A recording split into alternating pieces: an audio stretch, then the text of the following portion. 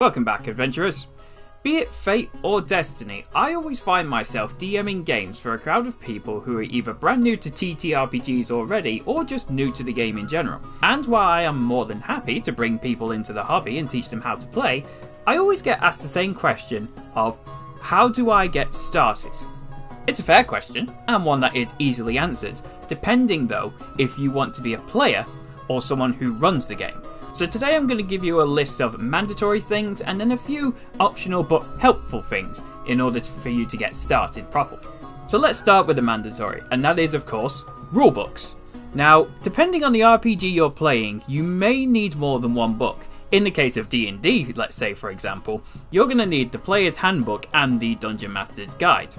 Both of them contain rules on how to play the game, but each one is also going to contain information relevant to the position you want to hold, be it a player or as a dungeon master. But it's also good to have the books nearby, just so that if you want to look something up during the game and you can't remember exactly what a skill does or how a mechanic works, or just a little bit of information you feel like you've missed out, it's good to have it right there so you can just grab it during the game and flick through it while attention is not on you. In other cases though, you will just need what is called a core rulebook, and this is the case with Marvel Multiverse and The Walking Dead. Either way, the book is something you need to get started so you can flick through it, get an idea of the basics and how to make a character, and, or if you're running a game, how to do fights, how to do interactions, what kind of skills are necessary when, and so on, so you can have a basic idea going in on how to at least get a simple adventure going.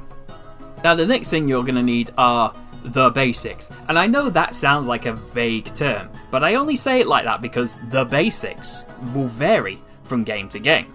The most common set of basics will be a set of dice that the RPG system uses and a character sheet. Dice, they're easy enough to find, you can get from game shops, shopping websites, wherever. But character sheets could be a little harder to get because, well, printers are unreliable, and I certainly know that pain very well. But like any other prepared DM, such as myself, you will have a lot of them spare, so if a new player turns up, you can just hand one out and help them make a character. However, this isn't the same situation for everyone, and it can't be done every time. Physical copies, however, can be a bit inconvenient for some people, but you can get digital apps that allow you to make a character sheet on your phone, your tablet, computer, whatever. You've probably heard of D&D Beyond, but that only covers D&D, well, obviously, but if you want one that has a bit more variety to it. Some of my players have been using what's called Demiplane because it does have a character sheet that works for games that use the 5e system, but it also has character sheets for other RPGs that work in different systems as well, meaning you can make a bunch of characters for a bunch of different games but keep them all in one place. Now, arguably, the most important thing you're going to need to start a game is people to play with. Now there are a few ways you can make this happen. The easiest of course is talking to your friends, but not everyone's circle of friends is necessarily into the same things that you like. I certainly have experienced that problem as well. Should that not work though, then you can find online games on places like Roll20, The Forge, and even on certain Facebook pages where people are always looking for people to play or run a game, and sometimes they can be local if the page in question is referring specifically to your area. And beginner-friendly games can be found quite easy, especially if you advertise yourself as a brand new player. People are always eager to bring new people into the hobby. However, I feel like it would be dishonest of me to tell you that and not also warn you about this. If you have looked up D&D content on YouTube before, there's a good chance you've bumped into Problem Player, Problem DM, and horror stories featuring D&D or whatever RPG. These things do unfortunately happen. You can find people who are uncooperative as players, or just bad people, or you just end up having a bad time because you haven't found the right group.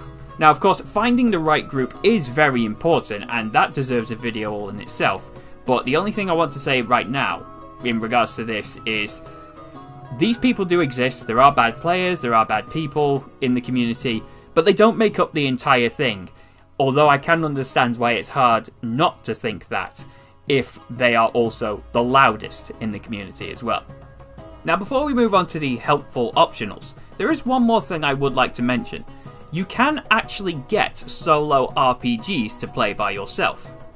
You can find ones created by indie developers on sites like Lore Mistress and DriveThru RPG, But you can also get physical books like the Fighting Fantasy series, and in some cases, some RPGs will give you a starter kit, and within that starter kit, like the Call of Cthulhu one, there is a solo adventure you can play.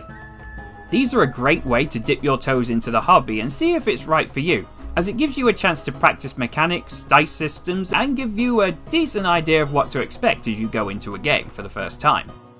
So those are the necessities to get started. Now we're going to move on to some helpful optional things. Although you don't need these to play, these 3 things are just 3 of many things that can make your experience better. And the first of which is quick and easy, simply a notebook. It sounds simple and obvious, but don't underestimate the power of keeping notes. The amount of times I've managed to solve a puzzle or get the advantage in a fight because I kept note of something important in my trusty notebook happens way more often than you think. You can keep all sorts of information in it, and who knows, maybe the name of the baker who sold you that stale loaf one time could come in handy in the future, as he turns out to be the actual big bad guy. If you're planning to run the game, however, then a screen is a very handy tool. Depending on what game you're playing, the screen will go by DM screen, GM screen, storyteller screen, whatever. But the idea of the screen is that it hides your notes as well as your dice rolls, but on the back of it is likely to be information about commonly used mechanics so that you can keep the game moving at a regular pace just in case you need a refresher on something that happens a lot. Now, to finish up this video, this one I would suggest for players who make builds in games who are either very skill or spell heavy. Wizards, skill monkeys if you watch the Bard video, things like that. And it's basically apps that can keep your skills in one place and are easy to find with some form of search engine. One of my favourites is called Spells 5e. It has all the D&D spells on it, which can be searched by name, but also allows you to create individual spell lists for each individual character you make. Let's face it, RPGs have got a lot of information that you need to retain, be it a host or a player that needs to remember it all. Something like Spells 5e can help you keep all of those things that you don't use as often in one place, so that you can just go, oh, it does this, and it can keep your game going smoothly, but it can also help you feel less anxious when you make your approach to playing something like a wizard for the first time. Well, that's it for today. I hope I've been able to guide you a little bit if you're wanting to take the first step into TTRPGs, but before I go, I do have one question I would like to ask you, and that's simply, what else would you like to know? I am very eager and very happy to help new people join the hobby, but first off, I would like to know what it is you actually want information about. What is it you're struggling with? I'll make a video on it, or I can point you to someone who does know about these things, because, well, just like I say, I like bringing people into the hobby. So, while you have a think about it, I'm going to go get another drink.